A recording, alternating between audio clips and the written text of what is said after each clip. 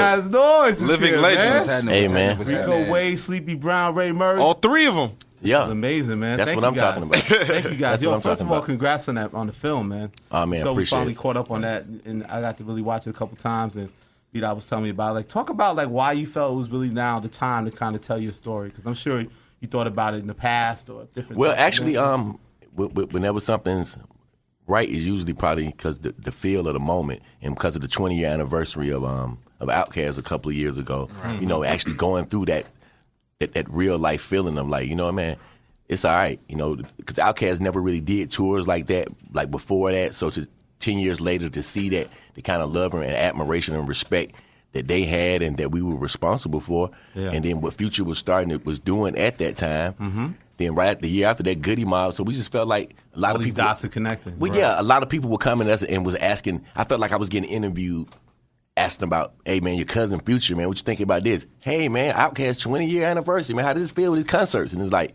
wow, we still around 2 decades. You know what I'm saying? Almost like we still got something to do with everything. I was like, man, let's explain what happened to us and what's going on with us, because we are still here and we still love music and we still evolving. We're getting into the plug, not getting into, we're all the way into, but we took that leap forward as far as from analog to digital and understanding and not really complaining about it, but actually embracing it. Like, ooh, let's see what we can do with this world. So what was your approach at first? Did you was you guys into the idea first? Like when did Rico bring it to the table? Like how did the whole process begin to do it? Well, actually, our manager Orlando's in the building. Yeah, yes, Orlando McGee ran with the idea, came to us and told us about it, but then when it got the deal jumping, you know what I'm saying? So shout out to Orlando for getting it jumping for us. You know what I mean? It was always an idea of ours, but he was the one that went out and really made it happen. How you felt, Ray? You ready for the cameras, man? You like to be low key with it, right? No, we ready. You know, we speak with sound sometimes. We don't have to use all them words all the time. Yes, sir. It was about time we had to be seen. You know what I mean? We can't stay in the cave forever. You know what's funny? I was saying, like, I'm older, right? So I think everybody knows all the great production you did. But like a lot of times now in this generation,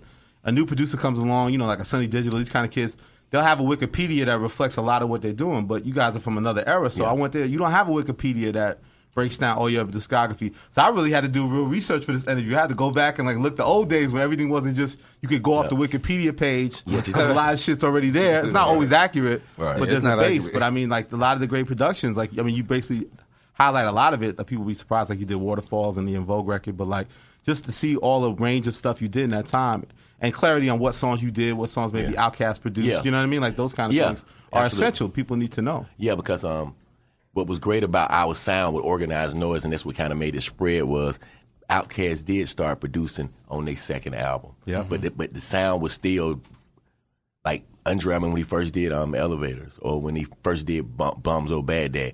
He didn't do it, and I heard it somewhere else. He brought it directly to us. Yeah, you saw them learning how to become producers, like, no, right? What do you think about this for the record? That's it.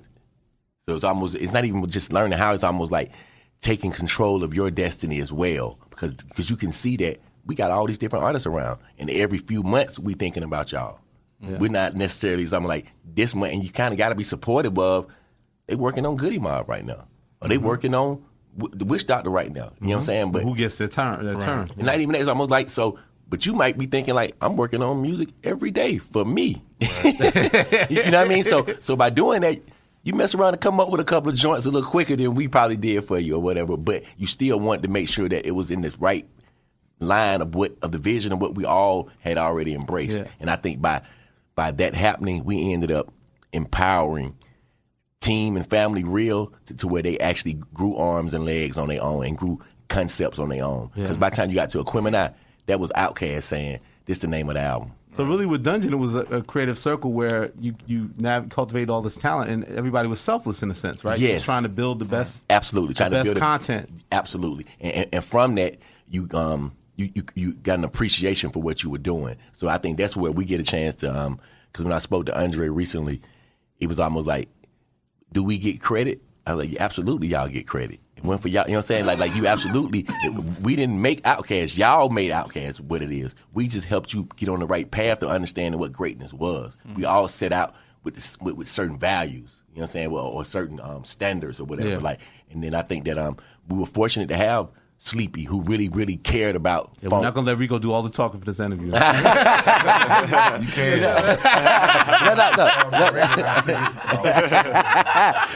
But the fact that that's why You guys gotta jump in now. Sleepy Ray, don't be shy. Don't be shy. Early Yeah. on we used to call him Funk or Not because he really and truly. Oh, Sleepy? Yeah, because he really the OJs. If it was the Barcades, if it was like a real love for it, to where like even if you didn't care about the slap, it's like.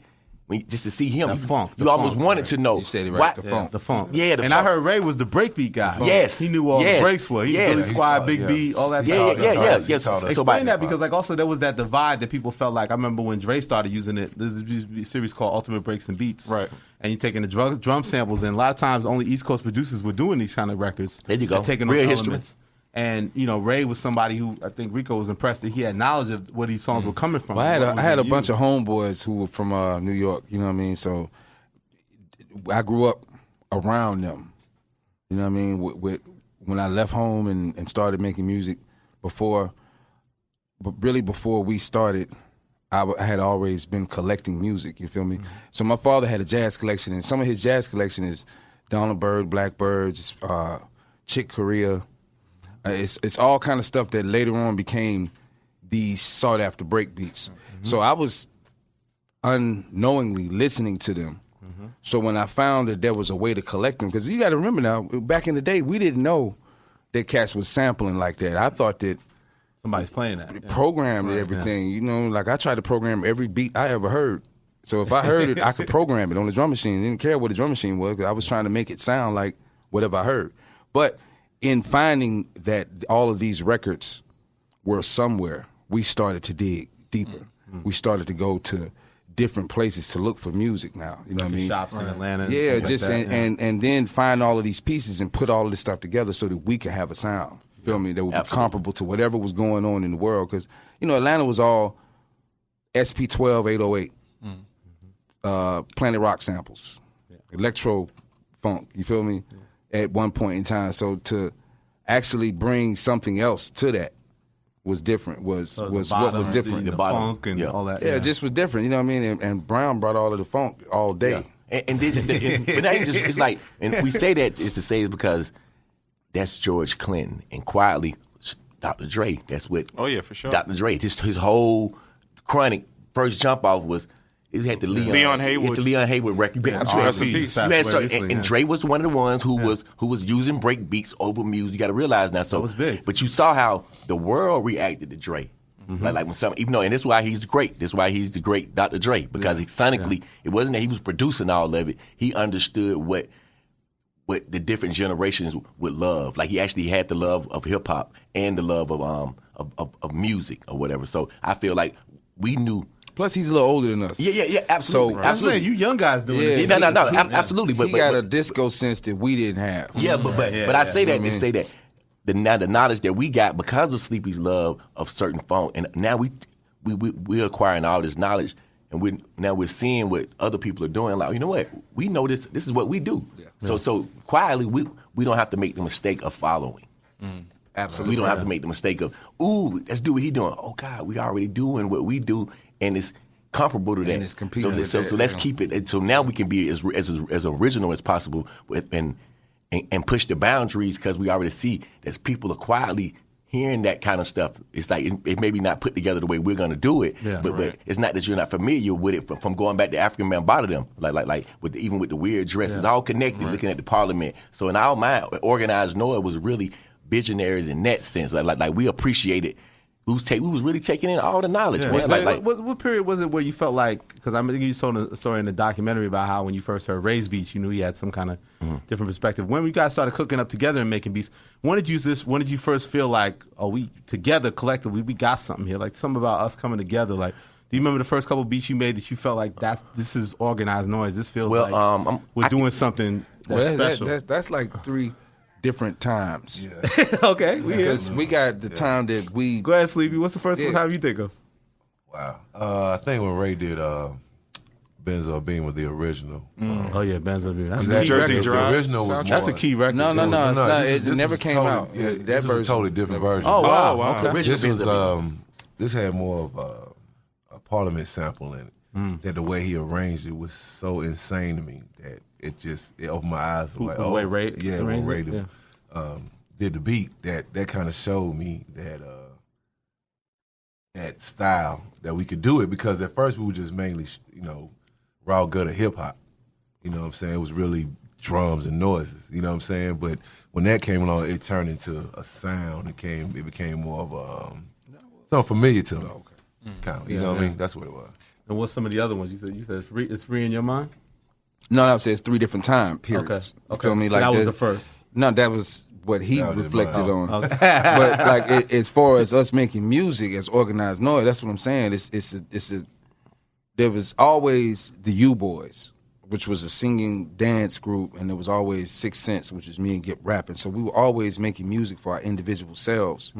When we just came together, it would really be like a show tape or something. From the making of show tapes and stuff, and then we started making music, I think. Well, my thing was I wouldn't say it was a particular track. Players Ball to me, and I mean, not to, of course, because it was the first song that came out that blew up, but literally, the effort that we put into. Because no, I'm not saying, no, because you did Players Ball. No, you did. But what about Maniac and all of that stuff, the PA stuff? I'm just saying, I'm talking about in my amazement. I'm talking about organized. I'm talking about my amazement. Okay, organized. The B3 organ in Players Ball, like, because I was there, like, we was, see, that's why we love you. No. Organized Noise. Now, Organized Noise, he might have layered all these different sounds, but I got to come in, pull some of them back, create a group. Then he came in and wrote a hook. So it wasn't like that's when I saw what we can do. It wasn't about me touching. I could go in and touch his stuff because he wanted me to read. Make sure it ain't is it too stiff or is it too much of that right there and there? Pick what you want to think, what's going to make it hip and everything that I'm putting in there. Yeah. So now we are actually creating a monster here to where like we're going in, checking ourselves or whatever. And the 808. Then our engineer Neil Pogue at the time. Neil Pogue really was good. He's like a secret fourth member. Yeah, but because quietly, we never What's mentioned his name again? Neil Pogue. Because and he mixed Waterfalls. Credits, man. He mixed Waterfalls as well. But he was battling with us organizing sounds then. Creating sounds, organizing live. doors. Yeah. We was taking this kick and this one little thump and this right here to create a sound that you're hearing. But it's 3 sounds making that sound. Crazy. So he was sitting there and we'd be like, God damn, it'll take that long? Come on, man. Oh, yeah. But it's like, no, man, because I got to take the note out of this one because this little note kind of getting in the way. This is before we start realizing, like, okay, we're pulling together stuff that's creating a out of key kind of vibe, which is cool, but we can't manipulate it as well. We want to add stuff to it, so we have to either speed it up or slow it down. We're learning all these things right then or whatever. Like this is at the dungeon, or you were at a place before? It's like no. It's like when we were at the dungeon, we never really recorded there. Gotcha. We would.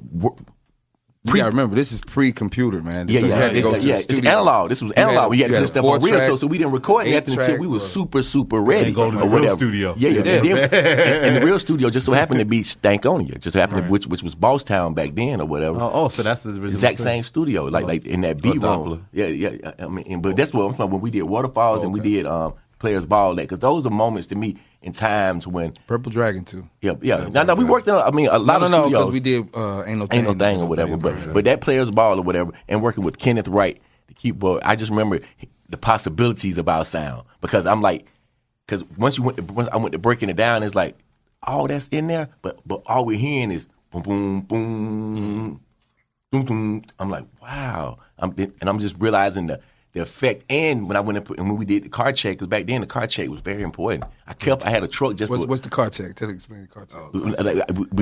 We do the first rough of the. I mean, we do a recording of the mix or whatever. Then we go out to the car. Put in the whip. In the car, the truck, whatever car got the most like low end and like 412s, 10, whatever it is, and I just go play it and be like, too much 808 or it's the vocals. You need to put a little more. Turn the vocals up a little bit because that 808 dries them out. We need more 808. The 808 ain't loud enough. Yeah. Can you get it loud? Can you get it loud? He said, well, I want to mess with the vocal. I said, we just needed a look. We really do. Almost like we were begging. Like we were begging. Like we were begging them. Like, is there any way you can make that? So go up a little higher. But like even when approaching the documentary, like this kind of this debates that you have, like was there like any revisionist history trying to get the timelines and everything in order? No. That's what was great about it was that the way QD3, shout out to QD3, the way he kind of wanted to shoot it was, I want to ask each one of y'all kind of the same questions about the same songs and separately.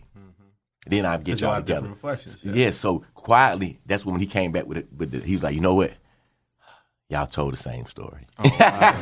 Consistently, like word for word. I could almost layer y'all on top of each other. Y'all telling the same story. It's the truth. So when do you think the dungeon part, when it really started to become this hub, and you feel like there was all this energy and like these young MCs were like there was something special about them? Like when did that start to really take form? Your view. I would say working on OutKast. Playlistic.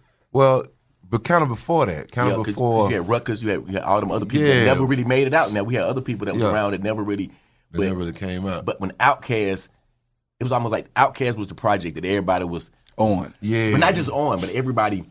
Nobody knew who was they knew that that's the one we wanted to be the best. Yeah, they know we wanted it to be first, but the rest of y'all kind of might be better. So and y'all knew y'all was, you know what I'm saying? And they were, because some of them were older, but it was like we wanted OutKast to be first. Yeah. So it's almost like as soon as OutKast get better than y'all or get to y'all level, it might jump.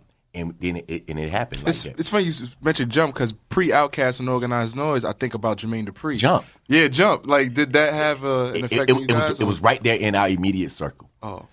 Yeah, just so happened we missed Jump video. OutKast would have been in their video. Wow. We would have probably been in the video, but we had a meeting because of the face might have wanted to meet with us that day or something. We had to meet Brian Reed. I promise you, it snowed that day in Atlanta. Wow. So that's why it snowed in the video. Oh, so that was in Atlanta. It snowed that day. It's funny because me and Jermaine kind of grew up backstage together because his dad was the road manager for my dad's band, Brick. Right. Oh, wow. So yeah. I remember Michael Malden. Yeah. Shout out, I remember when Jermaine, when they not first did Jump, but getting ready to launch it, and he played it for me in the room, and I told him to play it like 5-6 times because right away it was insane. Yeah, you know what I'm saying? So we were there when he, you know what I'm saying? It was all that same. Yeah, so we felt and like that just lit the fire because you feel like what you're doing could be in that stage, right? Yeah, and it was like really like he was coming with it. Like Dallas was already doing stuff, but it was almost like JD had done. He really stepped up at that time, and it was like, and you had to be proud of him. Like these the kids from Greenbrier Mall, like this neighborhood. Like so at the end of the day.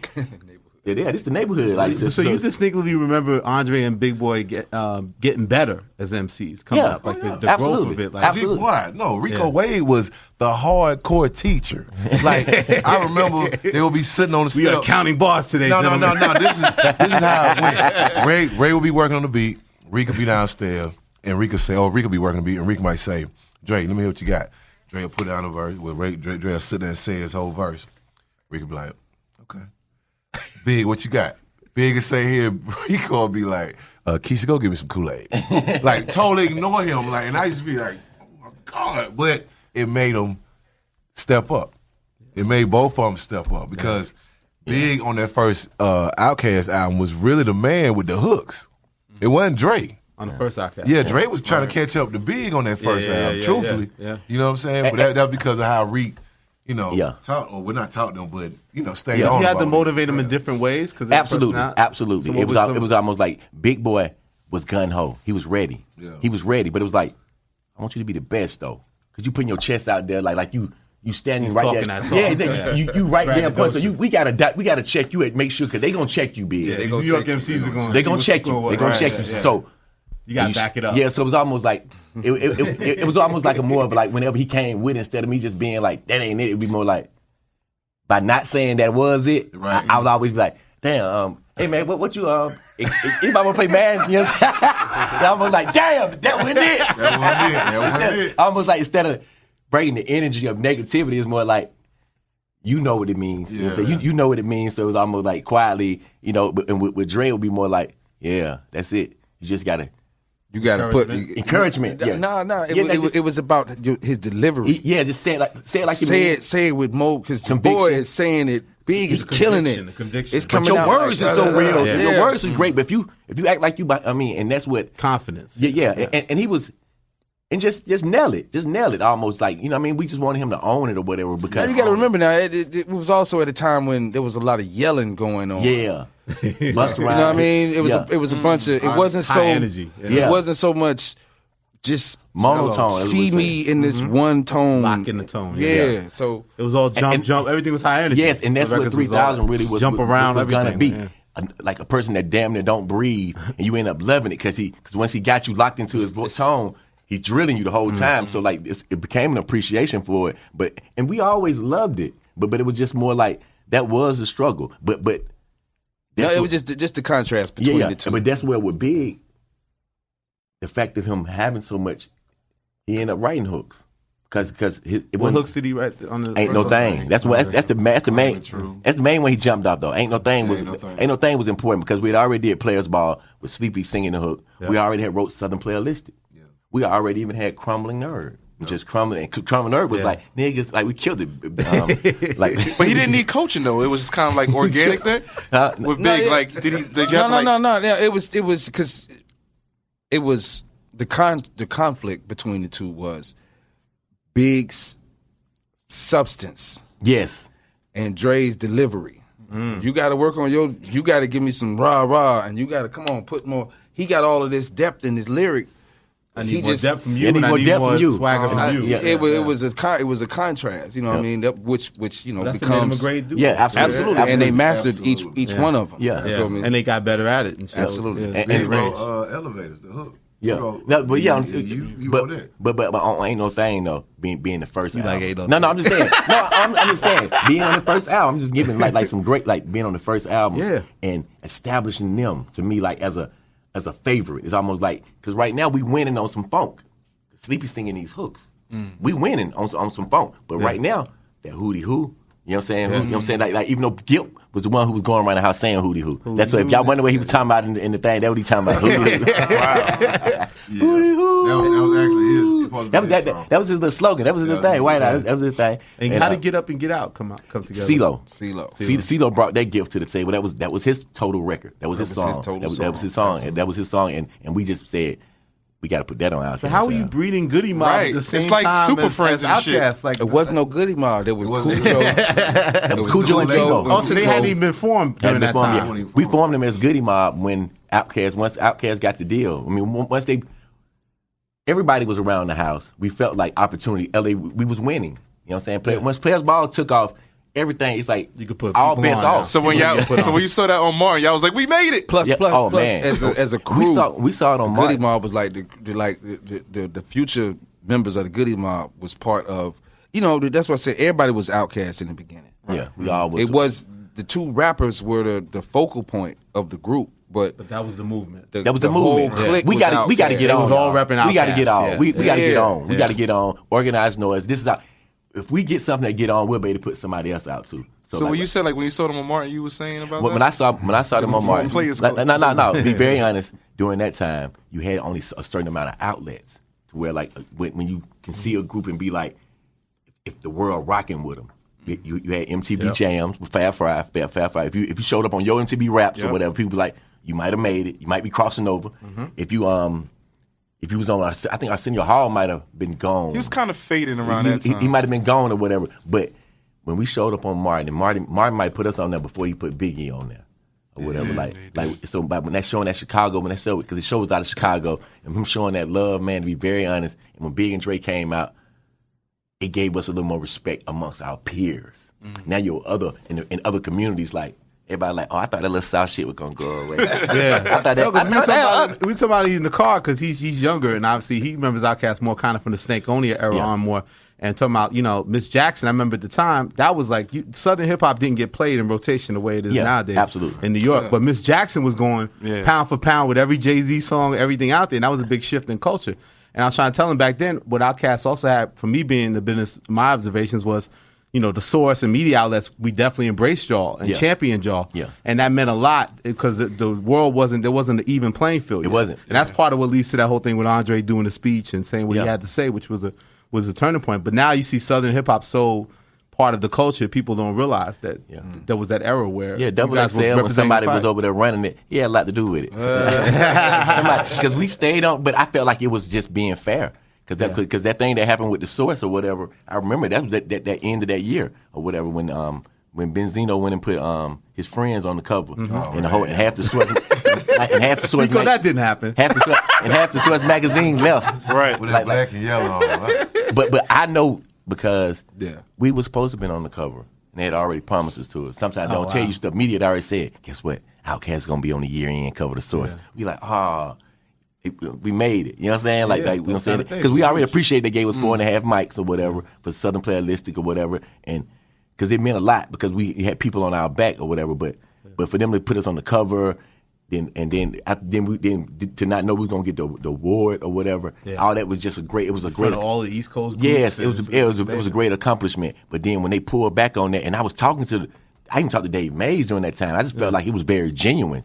So when that happened, I could appreciate.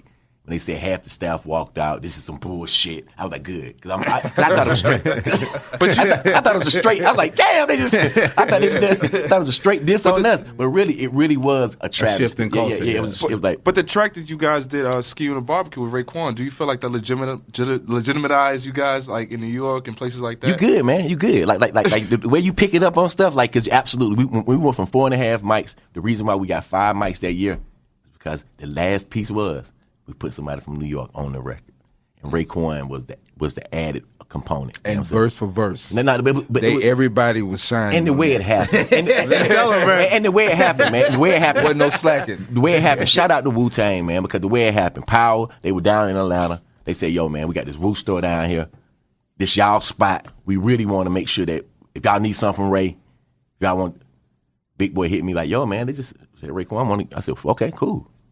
Pulled up Skew on the book. I mean, because I think Dre had already put his verse down or whatever. Crazy. And he killed it or whatever. Like, because he had a hook. 3,000 had a hook. I got this hook. Yeah. I want to put it down. he was hooking then. He dropped the hook,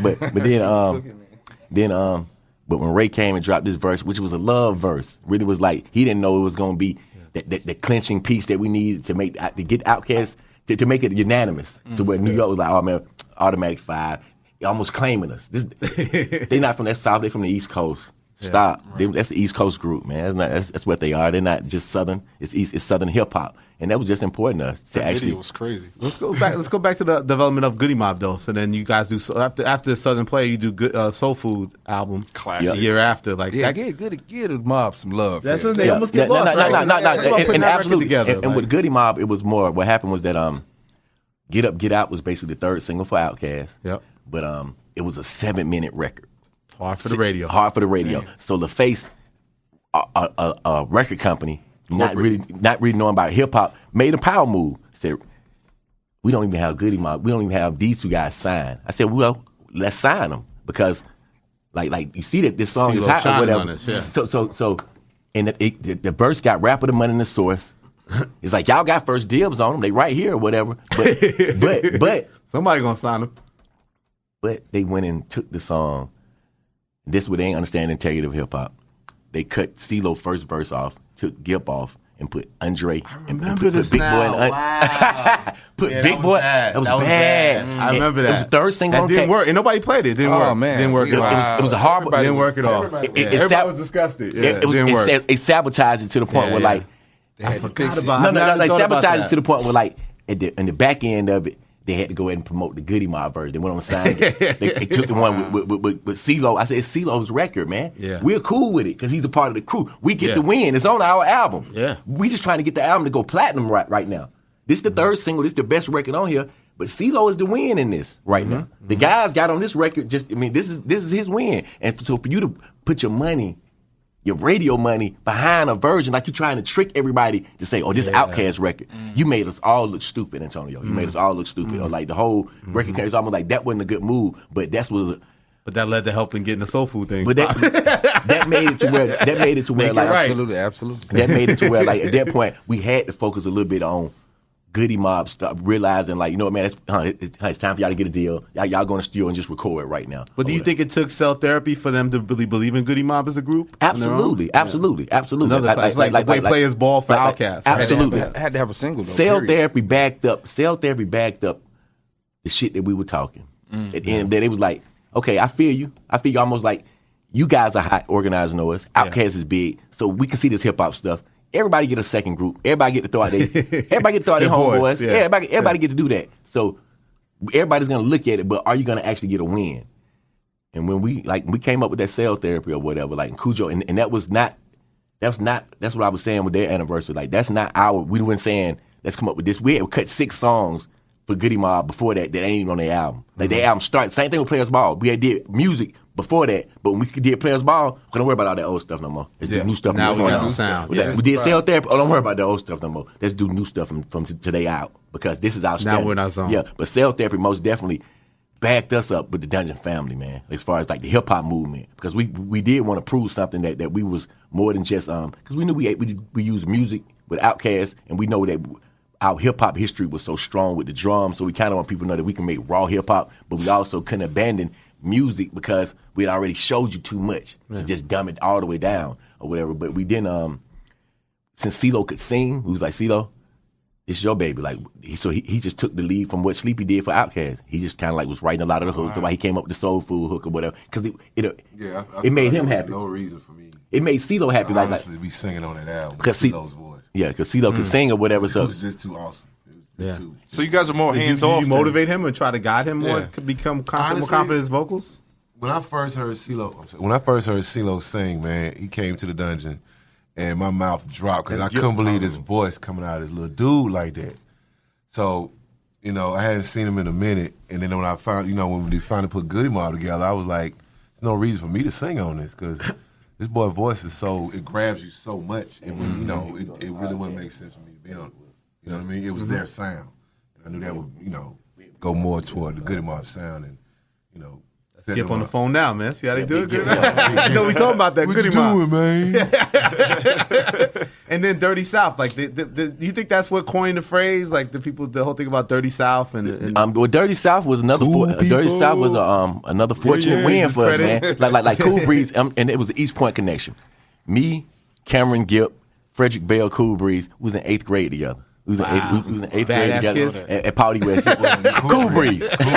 Cool Breeze was a little bit of a bully. So a little bit of a bully. Yes. He's a little bit of a bully. But so Gipp comes to me because they was in a group together, East Point Chain Gang as well, before we had did the OutKast thing or whatever. So Gipp comes to me because he see how everything is moving. He had been hanging out with Cool Breeze and somebody in the party. He's like, "Hey Rick, Cool Breeze just said this hook to me, man. You gotta call him. You gotta call him." And I know that I ain't even talked to him really since I done put OutKast out. And it's one of my homeboys. It's one of my homeboys. It's almost like I know he'll appreciate a call from the big homie right now. You know what I'm saying? So I hit him up like, Reed, what up, man? I'm like, hey, man, I heard you got one over there. Let me hear it. And because this is me being confident. I'm cutting checks right now. Cutting checks. Let me hear it. He came by. 1 to the 2, the rest is history. Once he told me that, my first reaction. Tell them people that don't know. The Dirty South hook. Once he told me the hook, the 1 to the 2, the 3, the 4, them dirty red dogs done hit the door. Like once he did the hook, my first reaction was, "Oh man, you gotta let me do the beat."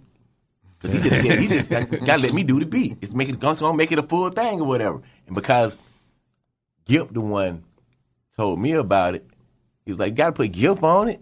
You know what I'm saying? Like, and OutKast hot. Big want to get on it. You might well bless it. But Cool Breeze had 2 verses on it or whatever. It was really his song. But once again, that's where the Dungeon family nature comes from. Because I didn't realize when he was saying, what you really know about the Dirty South, I didn't realize it was the first time it ever had been said on what, you know what I'm saying? You know what I'm saying? Like, it seemed like in the South, it's like you probably done said that term before, but you didn't realize that. The way he said it, the way. It was a phrase being coined. Yeah. And it was, as far as the Goodie Mob go, as far as their swagger, that was their swagger record. Cell Therapy was that was an organized Noize, like breakthrough hip hop, dum dum dum dum. Like we just jumped DJ Premier, like we up in there, like we just jumped up through there, like ooh, them organized Noize, ooh, them boys. Like we had jumped up through there, so that was a good hip hop standing. Yeah. And CeeLo and they was talking about something, so that was good for them to be able to move around. But then Dirty South, they held down the Alabamas, the Mississippi. They held down them country folk that sent back like, y'all boy think y'all smart song. We had to deal with them, our cousins. We had to deal with them. So, but that made them be like, Get them the title track. Right. yeah. But you also doubled up with the Watch the Hook. That beat is crazy. And Watch for the Hook was later on, like as far as the like that was the crowning moment in New York at the Tunnel. Funkmaster Flex dropped the bomb on it 6 times in a row, live while kids skateboarding, while girls and boys in the bathroom, same bathroom with razor blades in their mouth. That's the Tunnel. The Tunnel. We did it, man. And they loved us. Y'all was in the spot? No, all of us. Wow. The whole. I mean, like, from that day forth, you never heard me say that New York don't love the South. You know what I'm saying? Like, from that, you know what I'm saying? From that day forth, I was like, It's actually on YouTube. Our West Coast cousin was there with us also. They got that the corrupt stuff on done. YouTube. Yeah. He's playing it, or you guys are performing? They playing the show. It was a performance. We performed at the Tunnel. It was a fun, like he had, you know how you have the show at the Tunnel. Yeah. He had the show at the Tunnel, and they kept running it back. He brought Dungeon Family in or whatever. So like he brought Cool Breeze in, but he wanted him to do Watch for the Hook. So I brought the whole crew, 3,000, big everybody, the whole crew there. Cool Breeze come out and do a song, whatever. Then we do Watch for the Hook. Then it was we gonna do another song. Halfway through it, Flex was like, "Man, do Watch for the Hook again. Do it again. What was the inspiration behind that beat? Do it again." Man, we did the song 3 times in a row. That was Same you, song. Ray? That was all you? We did. The foundation of hip hop is the turnaround, the breakdown. Yeah, the turnaround and the breakdown. That's hip hop, Yeah. right? Right. Go back to Run DMC. Go back to everything. It's got the break, the DJ spinning the records back. Bring it back, you know, the lead in. Do it one more time, Ray. Do it one more time. The lead in is the first You gotta learn, Ray. You gotta learn. You got it. That's the breakdown, right? That's it. That's for real. Like I even had the audio too. The plug that doom doom doom. It's like everybody when you ready to come in rhyming. Top bill, right. Yeah, the whole So like that energy, I felt like that's us studying hip hop. So it's almost like, and once again, that was one of the ones where you was like, we just gave it to y'all, like we are y'all, Right. and that's why it's. And so that's where I felt like, you know, we repping this like for y'all. We repping it like I always said. We gonna bring the East Coast back. Like, Why, in terms of Goodie Mob's success, even though they had success, why do you think they never reached the heights of what OutKast achieved? Well, exactly was because we was a little too open with some of the stuff we was saying out of our mouth. I don't think that was it. I think it's I think some of that slang, some of those. I think it's because the scenario. You got to understand, it's all black.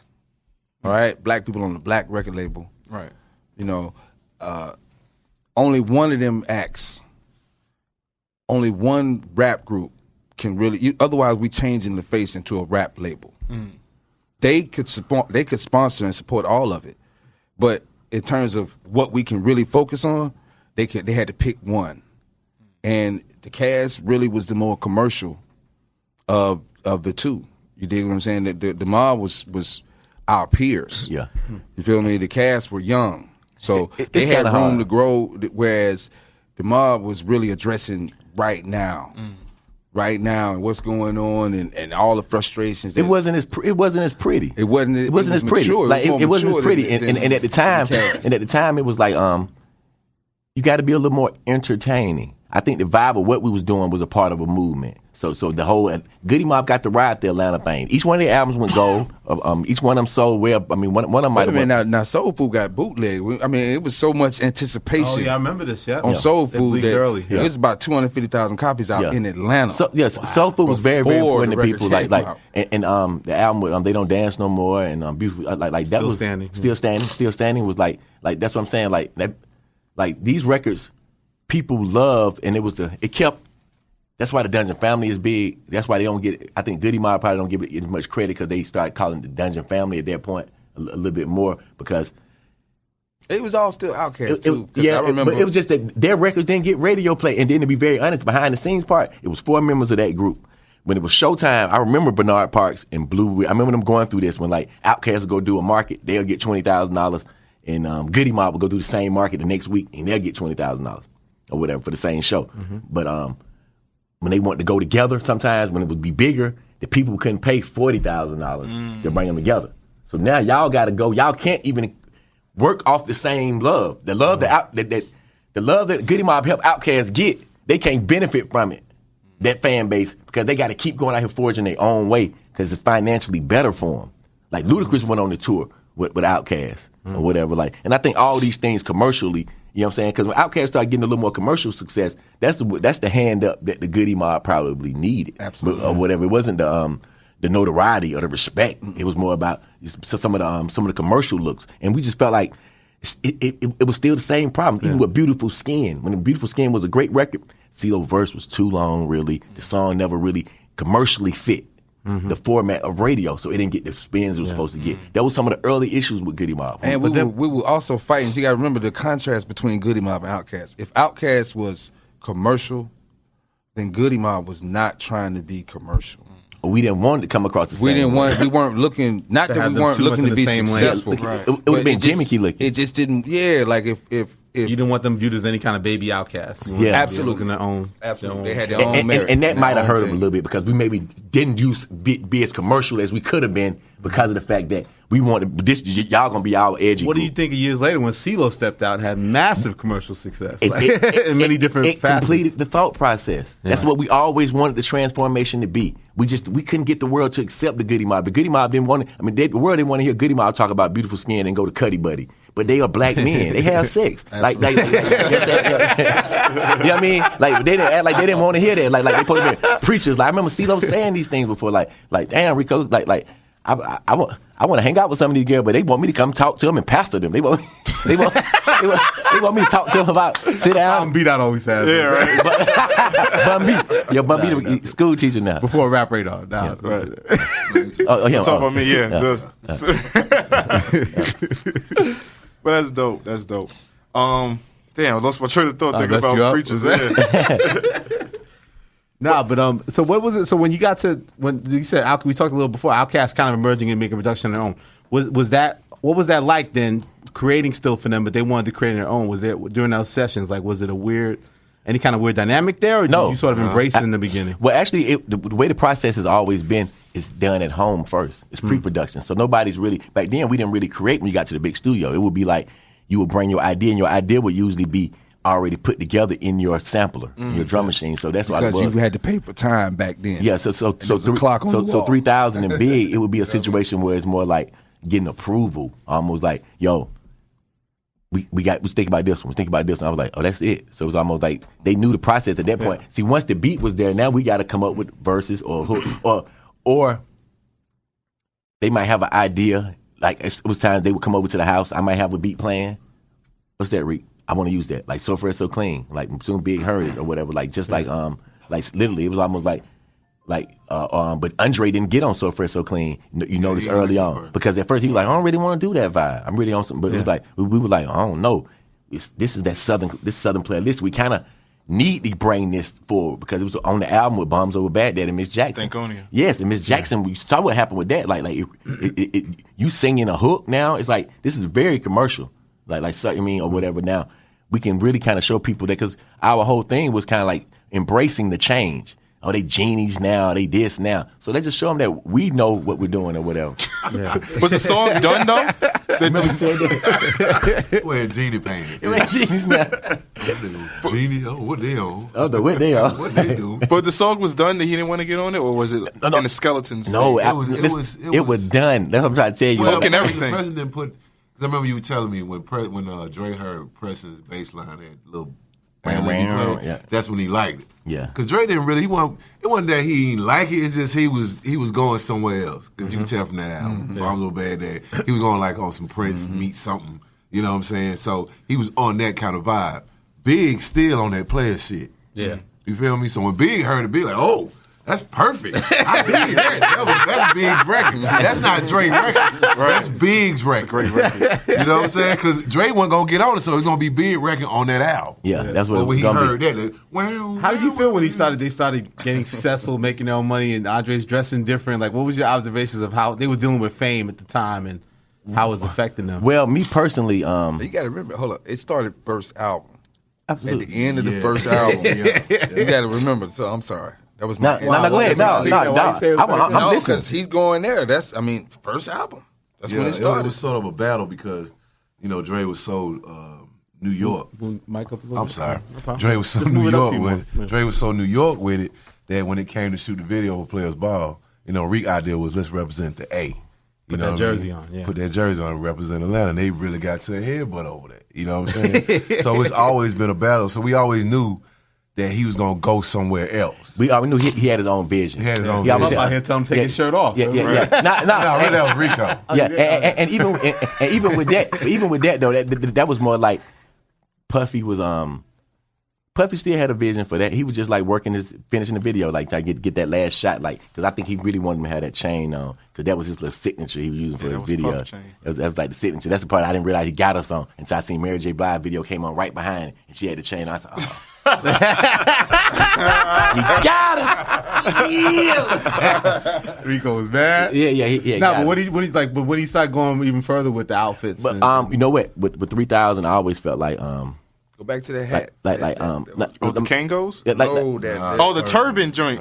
Second album? No, that's what I'm saying though. Like, That wasn't but with 3000, though, my thing was that when other people would say certain stuff, like people be like, "Oh man, he just got with Erykah Badu, man. Now he wearing this." But in my mind, I knew.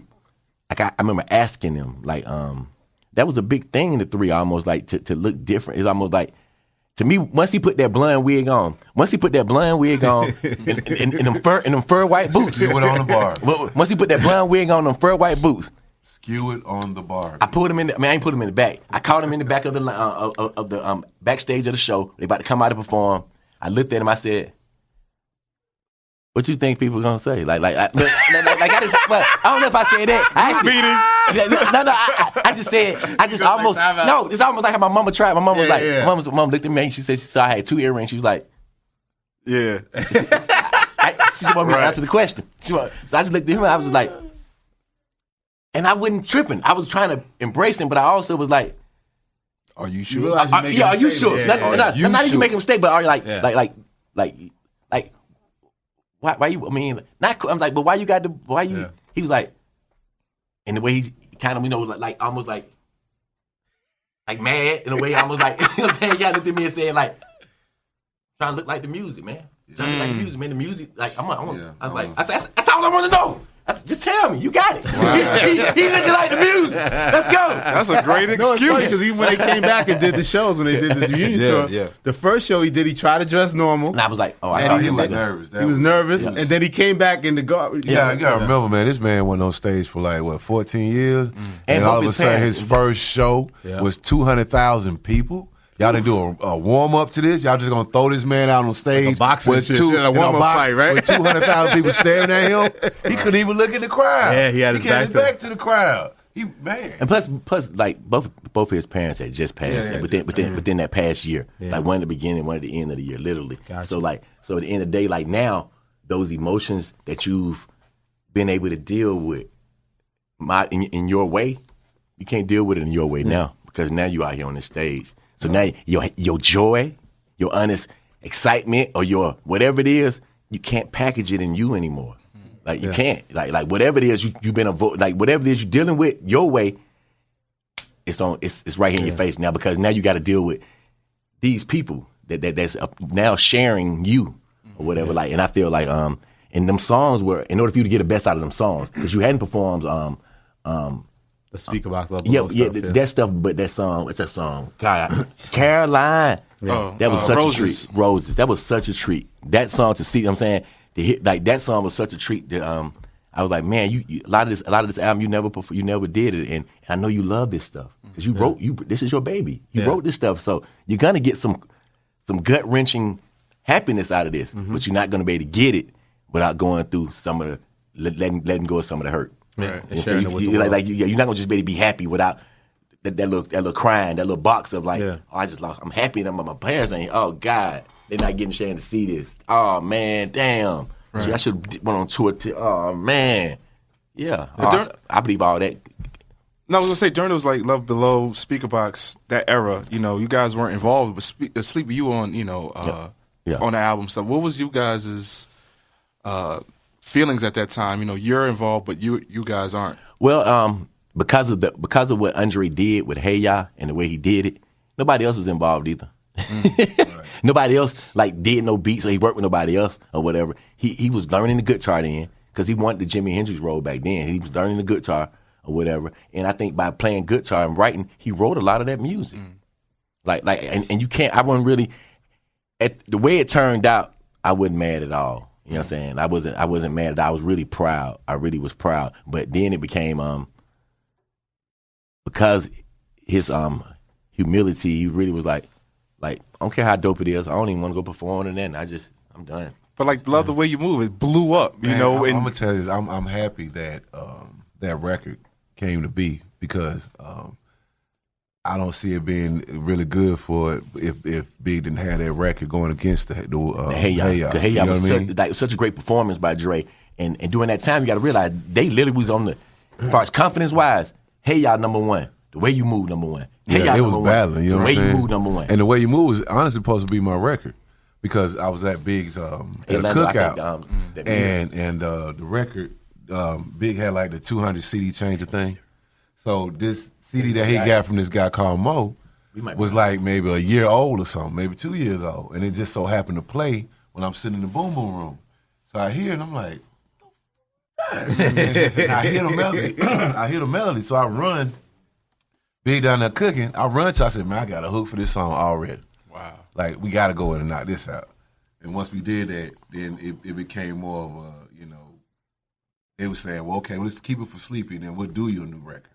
I guess when LA heard it, that changed everything. LA was like, no, you're not giving this record away. Matter of fact, let's get Usher to say Sleepy Part. But then Big was like, nah, we keep it Sleep. Yeah, Big kept me on it. Because he really wanted to get Usher, to sing it. Make it as big, try to really really make it, you know what I mean? Yeah, but Making an event. I distinctly remember, and this is a person looking at Hollywood now for to try to tear this whole thing up. I'm looking at it now. I'm like, God bless the way you move, being a legitimate hit record, because Andre really would have been on the island by himself at that point. Because that record was so different, and his performance by him having 7 or 8 of him, he had cracked the code right at that moment. He cracked the code. He was white.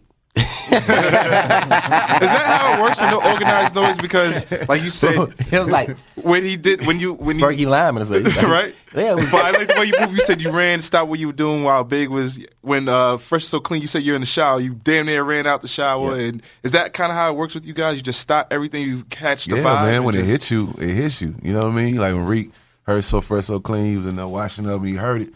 So he knew he had to get out of the shower quick because he had this great idea, you know what I mean? Right. So, and with me being at the house, and I all of a sudden heard I had to run to Big because something was telling me, man, this is going to be magical. You know what I mean? Right. When you hear that certain melody and you know it works, you got to stop what you're doing. Well, when the words fit the melody without you trying. You know what I'm saying? Sometimes that's what you do as a songwriter. You sit around and try to put words to a melody.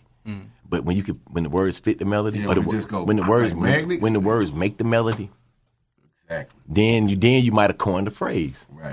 Then you might have coined the people always forget though. There was the album after. There was the Idlewild situation. Big You guys O. did the Mighty O. Mighty O's. What was going on at that time? Like that seemed like this forgotten project. That's a great little story because OutKast had a lot of pressure from just doing the movie Idlewild. But I think they went from a couple of movie houses, from HBO to somewhere else, and at this point, Jive Records had just kind of took the label over, merged. Barry Weiss. Yeah, Barry Weiss. He took over or whatever, and that's what happened. We had been talking to Barry about Pimp C or whatever, about doing something. We was talking to him about UGK. We was talking to him about some things or whatever, and we was at a party somewhere, and he might have came up and said, because OutKast was totally in control. He said, man, you think OutKast is gonna turn in an actual album or whatever? I was like, I said, you're not talking to Blue? He said, man, Blue's not even in Atlanta, man. Blue's Michael Blue Williams. Yeah, he was like, Blue's in New York or something. He said, I'm paying him $1 million for him to be in New York. Like he was just like thinking like he at this point he wanted to be a little more OutKast was a huge group, like a rock group or something, and you just waiting on the album and you can't really get a straight answer or whatever. So, but he knew it was gonna be a soundtrack. So I remember him asking us, and we kind of know love being involved with OutKast's career or whatever. So somebody came to us, asked us something, we kind of went to asking like, what's going on or whatever, like, and they really were putting together the record, but it was more of a compilation type album or whatever, like, and I remember we was in New York working with Nile Rodgers, He was working with Nile Rodgers or whatever because they had just started managing us, and we was trying to like Working on Kung Fu Panda. they're working on Kung Fu Panda or something. We was trying to do something, and we got a call from Barry, and he was like, "You think OutKast can give us at least one rap song? Like you think or whatever, like it's net, but but to the point where like we called Andre, and I was like, hey, I just talked to Barry. I just wanted to know, are you guys willing? Are you guys planning to do a rap song? Do you want to do one with us when we get back in town? Want to work on something? He was like, man, I would love that. He said, as soon as y'all get back in town, hit me up. So we in New York, so we got that New York state of mind, hip hop, drums. So we like, shoot, we get back to Atlanta, we finna get a real win. We gonna come through for this dude, so he gonna owe us, Barry. You know what I'm saying? Yeah. And doing OutKast would just be great. If we like this will make us look good because OutKast have gotten so much bigger now that people can't even really talk to them. But we still they still our guys or whatever. So we like whatever. So we go in the studio with Dre, man, and drop Mighty Yo immediately. He dropped that verse like it was going crazy. We turned it in. It's just that they didn't shoot the video, man. Some kind of little argument, lovers quarrel.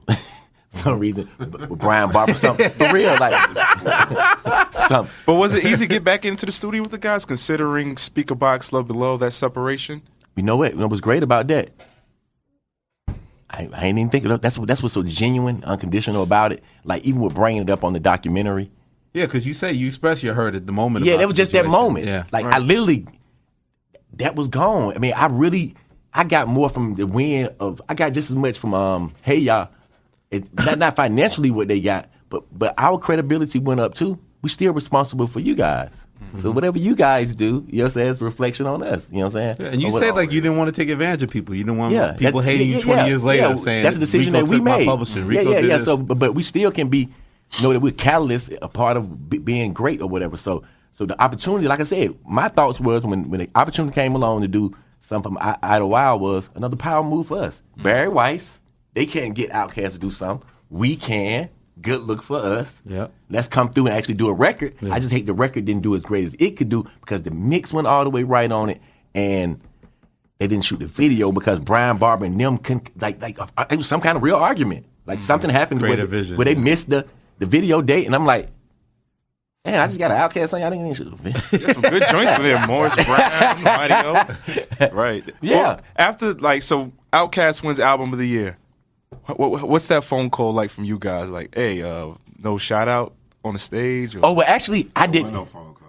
Actually, what happened with that was more like, it was more about, I'm being very honest again, I was blaming the establishment.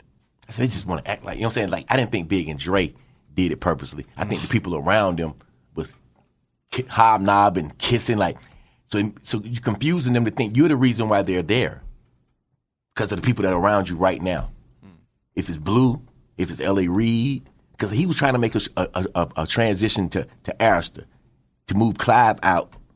Or, you know what I'm saying? Like, that was very, like that was a big, strong move. Now, Clive was going to Jay. They're like, we're not moving him out. We're going to give him his whole other building or whatever. But yes, you have earned the right to come here. Yeah. So it was very important that he looked like that he was the mastermind behind everybody's success. Even though TLC's success, it was Pebbles. Usher's success was Jermaine and KP them.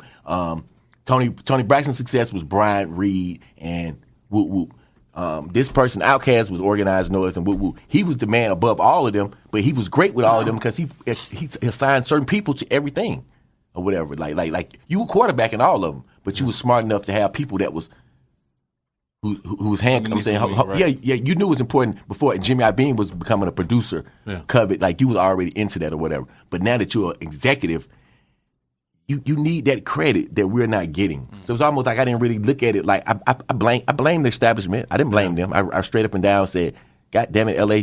Like you supposed to told them the thing. You know what I'm saying? Almost like if anybody was supposed to remind them or whatever, or it was like, you know, or even their mom, it's like your mom can't remind. Nobody can. I remember times when Miss Benjamin would call and be like, you need to call Big Boy. You need to call Dre. They tripping with each other. Even when I ain't been, she been running the tour. It's been 2 years, but it's like, you know, I'm not involved with the day to day. But you'll call me when you think they getting a little outside themselves right now. They talking. Can you call? Good. I'm glad that you all understand that I am a grounding principle with them. Yeah. Like I'm going back, and because I've never tampered that relationship as far as there's a purity to it. Yeah. I don't feel you taking advantage of them ever. So So with that being said, it's almost like that's where with Miss B or whatever, like I kind of lost my train of thought. No. But we talk about the business part of it. One key part in the documentary, if people haven't seen it, was when you guys, made sacrifice in the beginning. It wasn't making the money, the compensation you thought. But then here comes Jimmy Iovine with the big check. Yeah, talk about that period and we needed that big what check. You did right and what you think you did wrong in that situation. It was the fact of us just like after having a OutKast Goodie Mob, Mr. We had a Mr. Blackberry Molasses. Blackberry Molasses that done came out. Valentino. Waterfalls. So this even set it off in Vogue. Yeah. All these things has happened, and we still ain't really got a big check yet or whatever. Like and that's when LaFace, we didn't realize L.A. Reid couldn't give us what he didn't have. He couldn't really give us the situation. So now Jimmy Iovine, the Interscope deal, and before we would take the deal, Sylvia gave us a publishing situation. That's Sylvia Rome? Yeah, and that's how Sleepy was getting married, about to have a child. And that's when, so mind you, we got like at least a $1.7 in certain monies right around that time when we, like somebody else paid LA's debt. The money we felt like we were supposed to be getting from all the other stuff we did. Now we done took on these situations to do this. And Jimmy Iovine is now courting us with everything. Like we'll buy you a studio. You know what I'm saying? Literally, because he loves producers. He wants to get in business with producers. Man, and it was like, and everything that he wanted to give us, we deserved, but we hadn't earned it from him. You know what I'm saying? We earned it from all the other stuff we did. So now, we got to make music for you, but we really don't have no desire. It's like there's no real, you know what I'm saying? Like relationship. Yeah. So we can do what we want, but you really want something in particular that you're not telling us. You're giving us the freedom. Yeah, go ahead. But quietly, like, I can't wait till they give me what I'm waiting on. Right. But you're not just telling us exactly what you need. Like, just say you need, I need a TLC. Oh, I need, I'm saying, whatever it is you think that's going to work, tell us, because right now, the deals that we're doing are going to pay back this little money.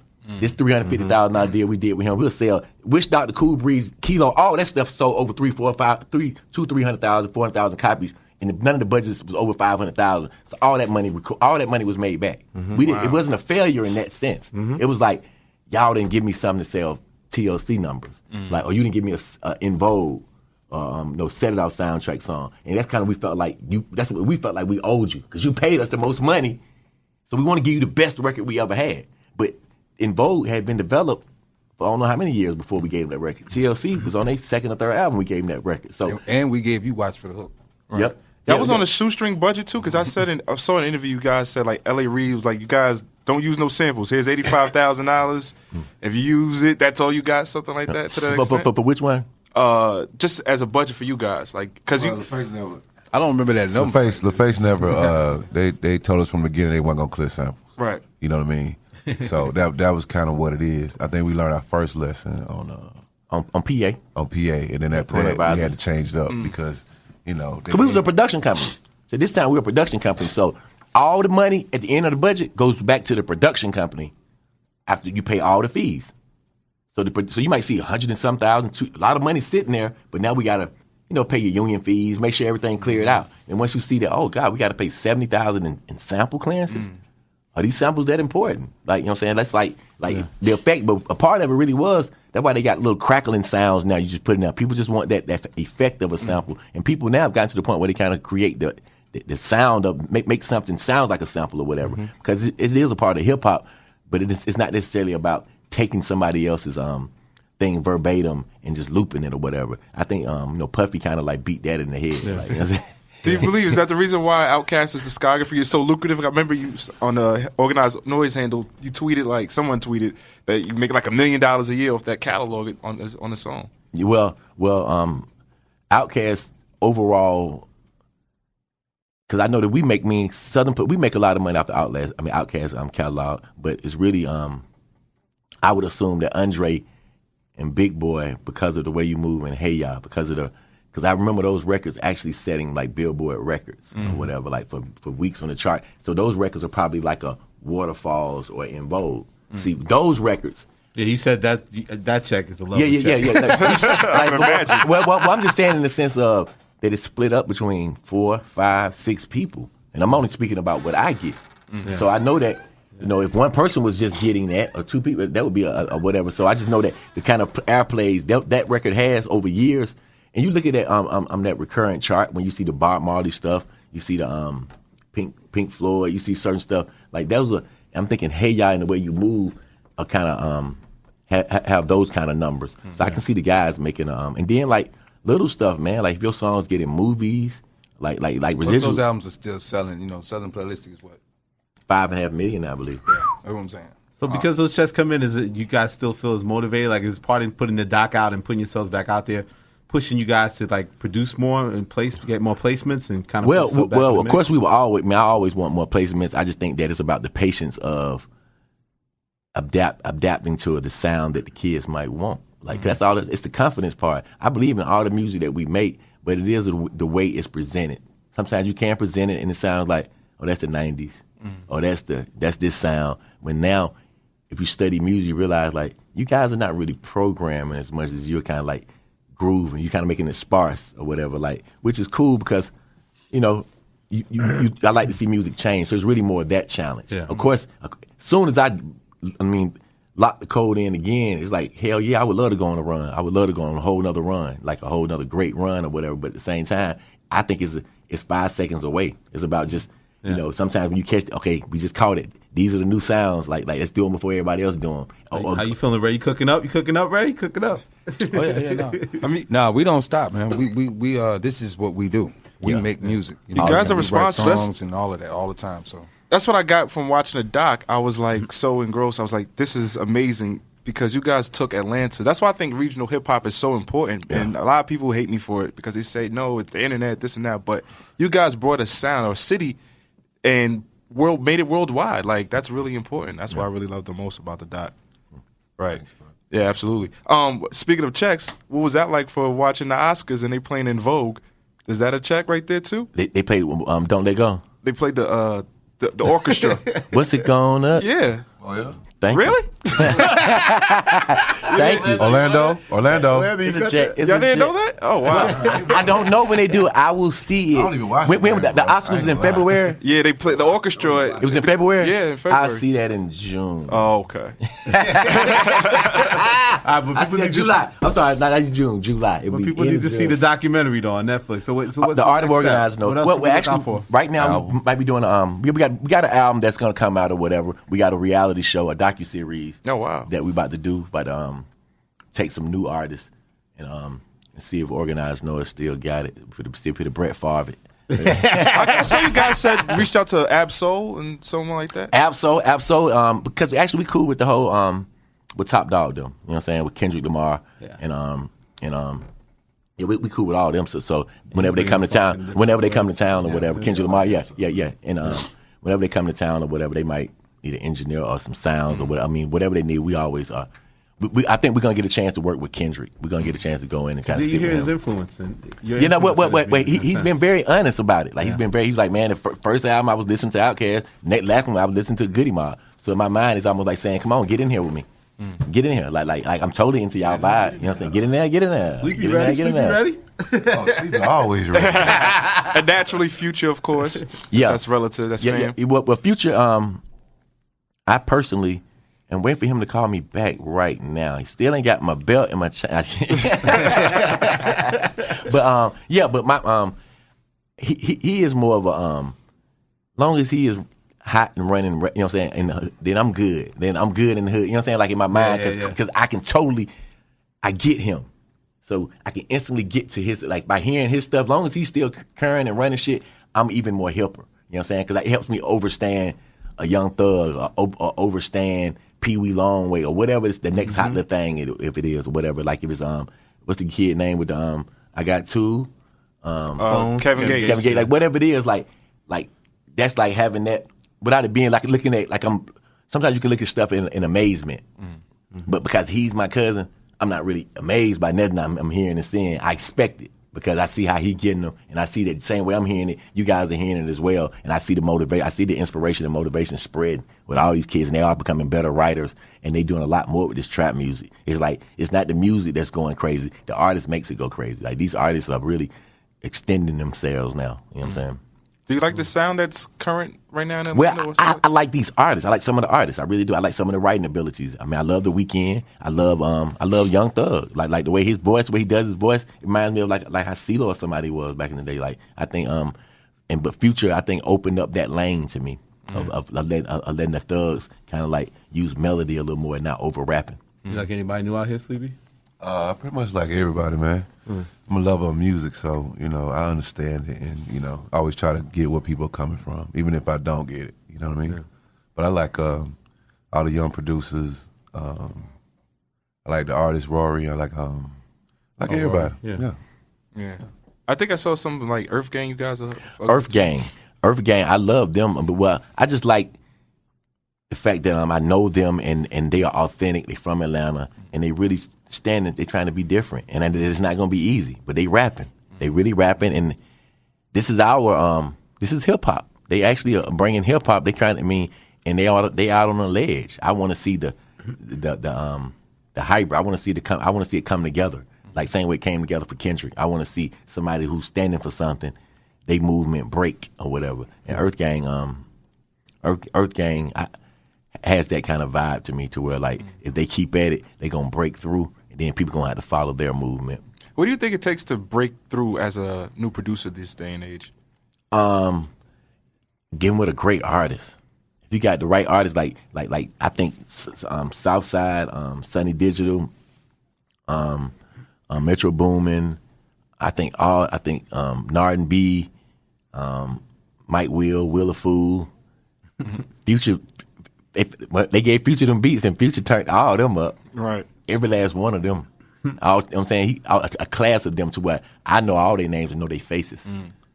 You know what I mean? Right. Like so I think that's what it helps a lot sometimes. Artists have to spread that yeah, light. The artist is your vehicle. Artist is your vehicle. Like we were fortunate. We had OutKast. Right. Yeah. I mean, also, you know, the advice you get, you help make them better artists too. Yeah. It needs to be exchanged now. It's not just about you placing a beat with somebody. You got to get in there together and really push each other to make great music. Do you think everyone needs to kind of be like in a dungeon setting to create what you guys did, or is it like just a different time? Well, we just got to be in the studio together. Not sending stuff back and forth all day. I mean, that works. that honestly works if it has to be done. But I mean, to be honest, I just think everybody got to be in a room, and not exactly the dungeon, but just a studio room. Yeah, we were actually just in the studio recently with Jack from the group Bleachers. He used to be in Fun. He created Fun, and he kind of recreated a dungeon vibe with just the creativity. Like let's sprinkle something on everything. You know what I'm saying? Let's try to advance each song or whatever. Like let's take each idea and try to push it forward or whatever. Like not just let's sit here and create a sound, but let's go through all these sounds or whatever. Like I got a bunch of different ideas. I want y'all to, and to me that's a dungeon vibe. Like a dungeon vibe is not just yes, we can be meticulous about one particular thing, making something better, but I think we are at our best when we're kind of using our expertise on a bunch of different things, like pulling this up. Okay, yeah, what you hear on that? Okay, move. Let's go to another one. What you hear on this one? I think that type of love for music can make something special. Because if you like something, but you kind of hesitant on it, then if you can play it for somebody else and they can ooh, and it gets you back excited. That was a night worth. I mean, that was a night worth it. You know what I'm saying? That like you actually took one of your vibes and actually advanced it a little bit more. Now from this point, you might write that other part or hear that other change or whatever. But I think it's okay to love music that much or whatever. And you know what I'm saying? To treat it like you're a specialist or like ooh, like right. That's like people look at Kanye like, damn, is he crazy? But that shit it works when it comes to music. Right. Like that whole, you know what I'm saying, diabolical, like, okay, I'm gonna get this person to come sing this part. Oh, then take him out, then bring this. Oh, we gotta do it. Like that works when it comes to music. You still on the crib? Is the dungeon? Not the Adams Drive dungeon. I wish I did. Oh wow. That should be like an artifact. It is like when you show in the documentary, you see the name still written. Well, actually, that house. I mean, we actually looking into getting that one. Oh wow! Right now, original. Yeah. Wow, it's like going into Egypt. And you see the hieroglyphics on the wall. You see these names and stuff like that. How did y'all shoot that video? But you don't see real Egyptians anymore either. That's true. Yeah. Which video was it that you guys shot in there? Players Ball. Players Ball, right. Yeah, Players Ball. And Mister. We shot Blackberry Molasses in there too. Right. We shot inside the bedroom for Bobby V when he was singing his verse, and they shot over in them projects. So, But no, it was one in the actual. Was it the Players Ball? It was Players like Ball. green screen. It was like kind of green tinge to it. it was real smoky because I walked in with the cereal bowl and we were drinking Hennessy. Yeah. No, it was downstairs on my trip. Oh yes, no, Benz or Beamer. Benz or Beamer, right. Benz or Beamer. Right. Benz or Beamer was downstairs. And Dre was rapping about Deep in the guys dungeon. making no Deep money in the- yet, right? Deep in the dungeon for these many months. Amongst the Dungeon Dragons, as we pass around these blunts, had to cut it out like shears. But for years, I used to burn them. Watch Rico. Gonna get you say it again. Yeah, say it again, Rico. Say it again. All right, well, thank you, gentlemen, man. It's been All a right, thank you, pleasure, man. man. Make sure you check out the documentary on Fucking Netflix. Organized Noize, man. Organized Noize.